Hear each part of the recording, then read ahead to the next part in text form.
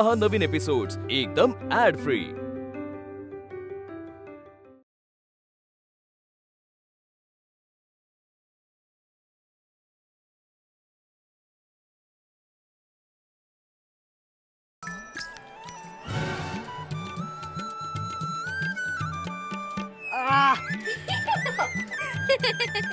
हसू नका, नाही तर केस देणार नाही। चुकलं चुकलं, द्या। हे घ्या।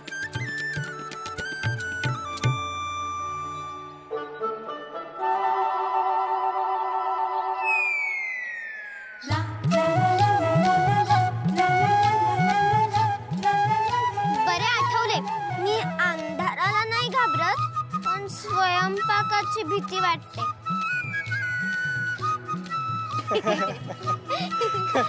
येते। ताई, हाँ हाँ बोल। लक्ष कुठे आहे तुझे? बोल ना तू। मला सांग, जेव्हा तू केस उपटलास तेव्हा ओरडला नाही तो, दुखले नाही त्याला, रागवला नाही तो तुझ्यावर? मला काय माहित, मी कुठे थांबले ते बघायला। काही का असे ना, केस मिळाला ना। आता चला, आपल्याला झाडाखाली ठेवायचंय ना तो, आणि चेटकिणीला सांगायचं लग्न मोड। गरज काय होती बाहेर जायची तुला? हाँ, असे करू नये। शांत शांत। पोरीला व्यसन घालता येत नाही तुम्हाला? तुमची नजर चुकवून बाहेर पाऊल टाकलंच कसं हिने? आणि काय ग, होणाऱ्या नवऱ्याची हुज्जत घालण्या इतपत मजल गेली तुझी? भाऊजी, आता शांत झालेत ना वल्लभपंत? झालेत म्हणजे हातापाया पडलो तेव्हा शांत झालेत। इतका तमाशा करूनही तुझ्याशी लग्न करायला तयार आहेत वल्लभपंत। तुझा होणारा नवरा किती उदार मनाचा आहे पाहिलंस का? बरं, ते सगळं आता विसर। तुझ्यासाठी खूप काय काय आणलंय त्यांनी। मलाही सोन्याची अंगठी देऊन गेले। हे बघ त्यांनी तुझ्यासाठी काय काय आणले ते। कपडे लत्ते, दाग दागिने, सर्व सर्व काही घेऊन आले। अगो, आत्ता इतके करतात तर लग्नानंतर काय करतील? बघ बघ, घ्या, हे बघ।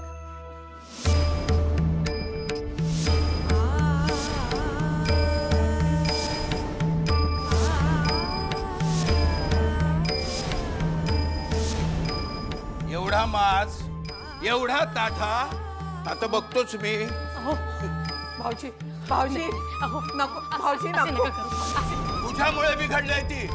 तू अजिबात लक्ष देत नाहीस तिच्याकडे। वहिनी, तुम्ही मला काय सांगू नका। चला चला, तुम्ही दोघे बाहेर व्हा, दोघे बाहेर व्हा, बाहेर व्हा तुम्ही दोघे। मी बघतो काय करायचं ते। चला तू बाहेर व्हा, मी बघतो। हा, एवढा मार झालाय। अहो भाऊजी,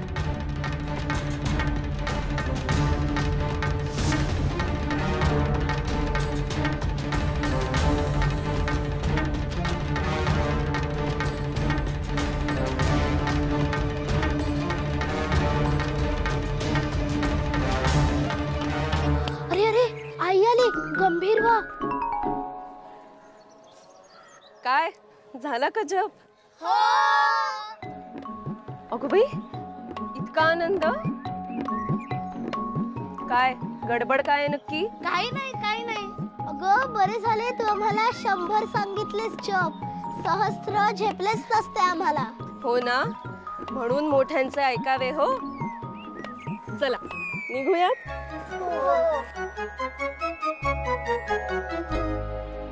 उशीमध्ये कडेवरी जिने घेऊनी, सांभाळिले फुलागत श्वास होनी, शिकविले घडविले होनी गुरु, स्वप्न तीत गाली त्याच्या लाविते जणू।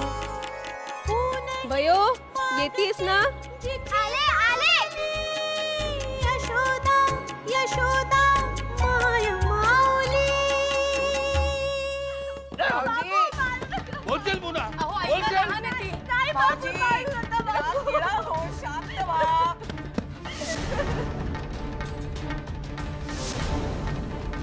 समजावा तुमच्या मुलीला, लवकरच लग्न व्हायचंय त्या वल्लभ पंतांशी. त्यांच्या समोर खाल मानेनेच राहायचे, त्याच मानाने वागवायचे. ही असली थेर खपवून घेतली जाणार नाहीत. काल वाचली आहे, यापुढे मीच ढकलून देईन तिला विहिरीत.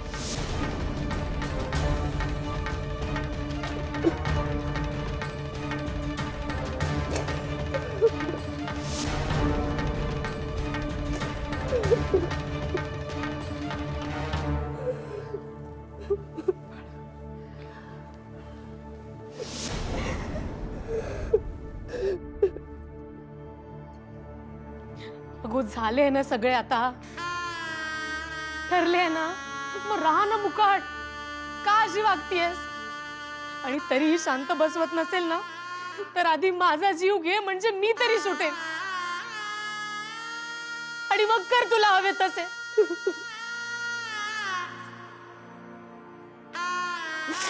असं वागून नाही चालणार. तू किती रडली भेकलीस तरी काही फरक पडणार नाही. तुझा त्रास तेवढा वाढेल. तुझा असला अवतार आज पहिल्यांदाच पाहिला बाई आम्ही. अगं तुझे लग्न जुळत नव्हते, सगळे तुला टोमणे मारत होते, तेव्हा कधीच काही बोलली नाहीस. आता तुझे लग्न जुळले आहे, सगळे काही नीट होणार असे दिसत असताना काय हे तुझे वागणे उमे? उमा, बाईचा जन्म आपला. त्रिसूत्री कायम लक्षात ठेव. पुरुषांच्या नजरेतून जग पाहावे, पुरुषांच्या कानाने ऐकावे. तोंड आहे, पण जे जे मनात येईल ते मनातच ठेवावे. मूग गिळून गप्प बसावे.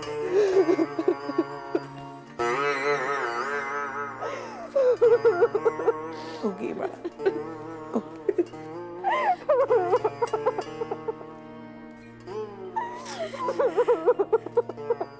अहो वल्लभ पंत, हरिनाम घ्यायचं वय तुमचं.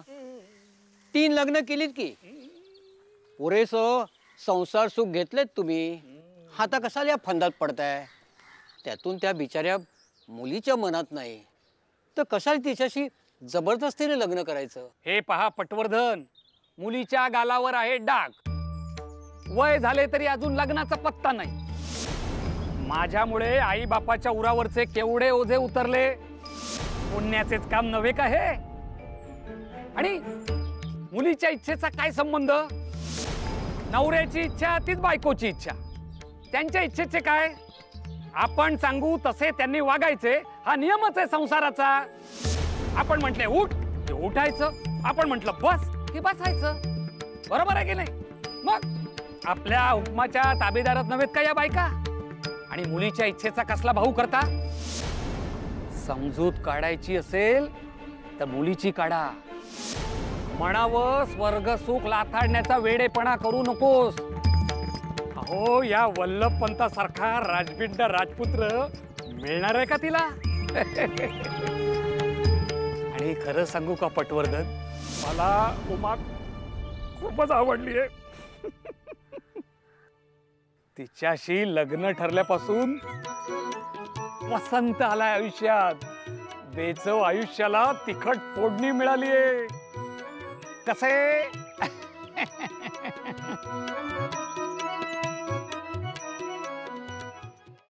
दादा दादा दादा, हा बघ नवऱ्या मुलाच्या शेंडीचा केस. लग्न मोडणार, लग्न मोडणार, लग्न मोडणार. अरे गप्प बसा. कोणी ऐकले तर मार खाल आणि मलाही मार खायला लावाल. हे पण हा केस मिळाला कसा? अगदी सोपे. मी त्या नवऱ्या मुलाकडे गेले, त्याला एक केस मागितला, त्याने तो दिला. काय? हो. म्हणजे पयोताई तू आमच्याशी मगाशी खोटं बोललीस? मी तुमच्यापेक्षा मोठी आहे, त्यामुळे मी तुमची गंमत करू शकते. पण मी माझ्यापेक्षा मोठ्यांशी खोटं बोलू शकत नाही. त्यामुळे मी प्रभाकर दादाला सगळं खरं सांगून टाकलं.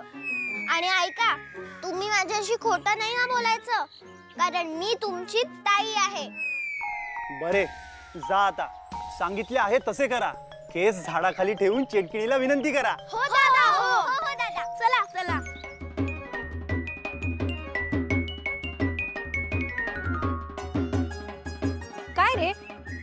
बघावं तेव्हा मुलांना काहीतरी सांगत असतोस.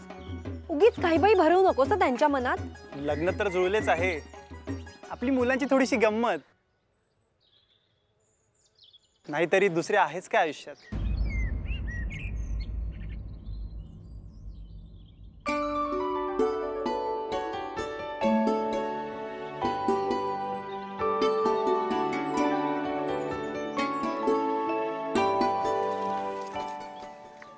काय झालं? तू असं थांबलास का? हा केस झाडाखाली ठेवणार कोण?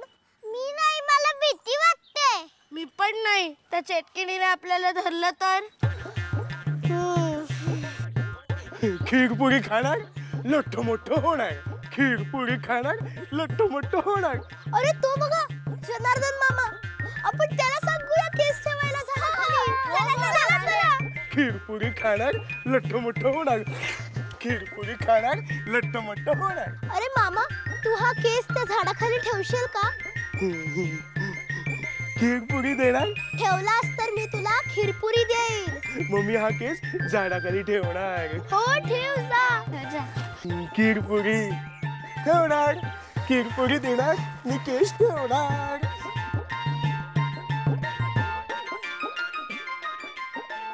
चेटकिन काकू, ही दोन्ही जुळलेली लग्ने मोडू देत. चेटकिन काकू, ही दोन्ही जुळलेली लग्ने मोडू देत. मोडू देत. मोडू देत. आम्ही नवऱ्या मुलाच्या शेंडीचा केस तुला अर्पण केला आहे. आम्ही तुला नवऱ्या मुलाच्या शेंडीचा केस अर्पण केला आहे. अरे मुलांनो, आत या पाहू.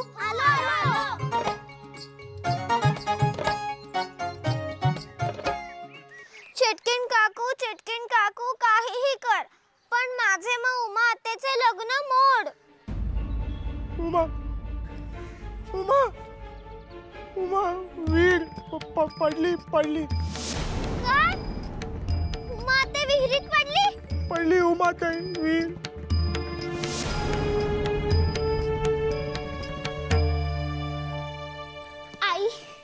आई, आधी मला सांग, उमा आत्याला नक्की काय झाले? का? असे का विचारतीयस? अगो, जनार्दन मामा सांगत होता, उमा विहीर पडली. मला काही कळले नाही म्हणून विचारले मी. आई, काल रात्री आम्ही जेव्हा झोपलो होतो तेव्हा उमा ते विहिरीत पडली होती का? खरं सांग. अगो बयो, जनार्दनचे माहिती आहे ना तुला. त्याचे बोलणे मनावर नको घेऊस हो. कुठलीही बाब कुठल्याही बाबीशी जोडतो. त्याच्या बोलण्याचा काहीही मेळ बसत नसतो.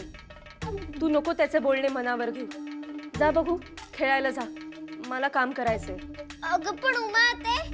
अगो, असे असते तर तुम्हाला कळल्याशिवाय राहिले असते का? जा बघू बयो, मला काम करायचंय.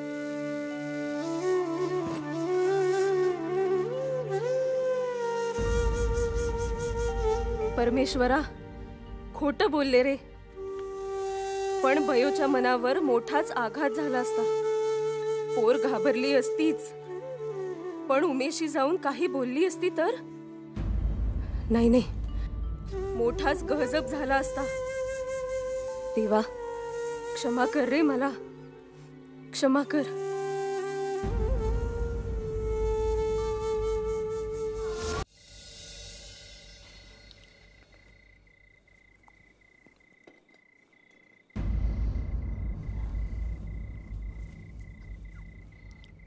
आहो, काय हो?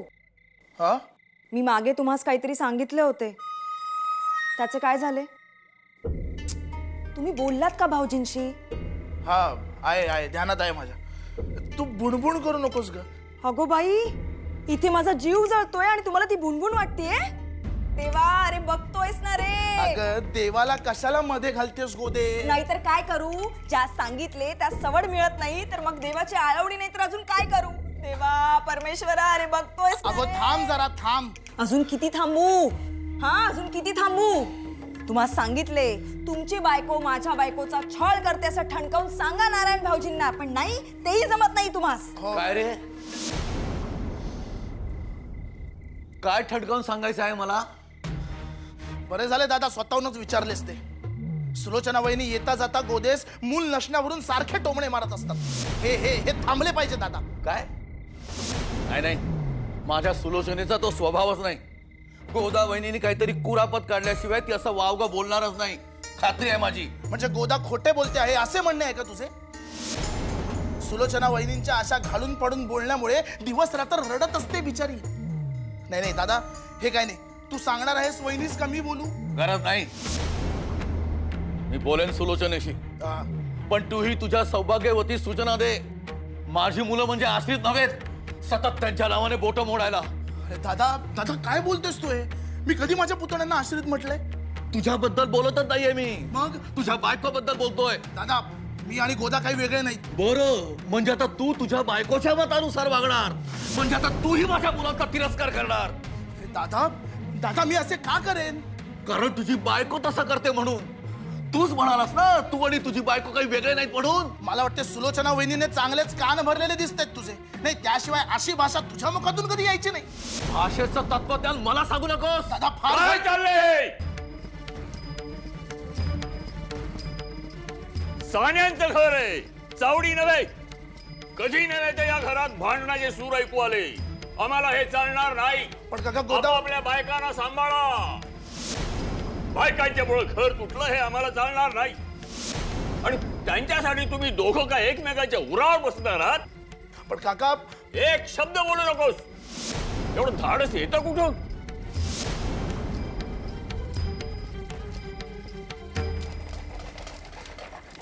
माते तू विहिरीत उडी मारलीस? काय झाले असते म्हणजे? का केलेस असे? नाही ग, उडी नाही मारली. काय घसरून पडले मी. पण महादेव म्हणाला मला तू तुळशी सवय बसून रडत होतीस. केशवने सांगितले आणि गणपतने तुला देवघरात रडताना पाहिले. काय झाले तुला? तू बोल ना, काय झालंय? सुख खूपताय मला, सुख. पदर फाटेल ना एवढं सुख होतलंय देवानी माझ्या पदरात, म्हणून रडतेय मी. आणि तुला काय करायचंय? तुला आहे ना सगळे नीट.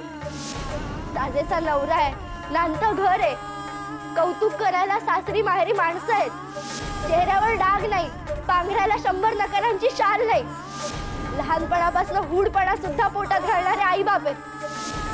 माझ्या आई बापांसारखा विजोड जोडा नाही त्यांचा.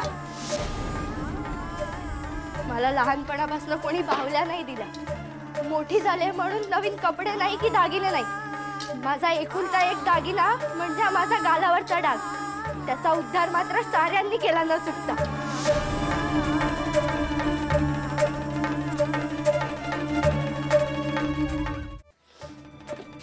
तुला स्वयंपाक येत नाही याचंही सगळ्यांना कौतुकच, पण माझ्या सुगरणपणाची कोणी दखलही घेतली नाही. तू अंगणभर हुंदडत राहिलीस आणि मी माडीवरच्या खोलीत नकोशीच होते मी सगळ्यांना. विहिरीत लोटण्याऐवजी म्हाताऱ्या नवऱ्याच्या गळ्यात बांधली मला. सगळ्यांनी स्वतःची सुटका करून घेतली. मला असं रोज जळायला सोडून, म्हणून मागे निवडी एकदाच मरायला. पण मला कपाळ करंटीला सुखाने मरू पण देत नाही तुम्ही.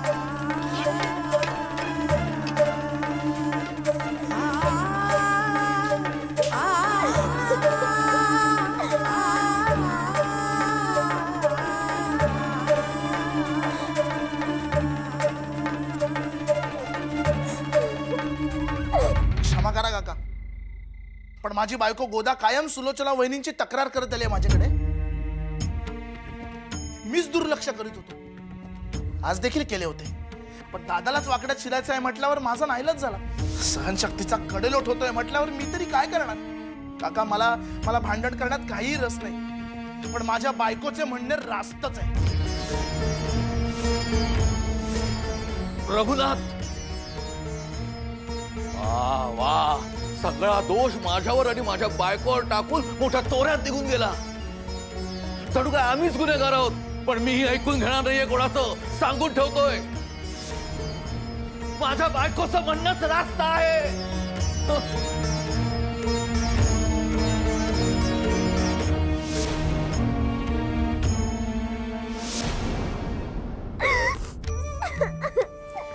माणूस दुखावलेले असले की बोलते हो असे. उमा त्या दुःखापोटीच बोलली असेल तुझ्याजवळ. पण मग आई तुम्ही लग्न का नाही बोलत उमा आत्याचे?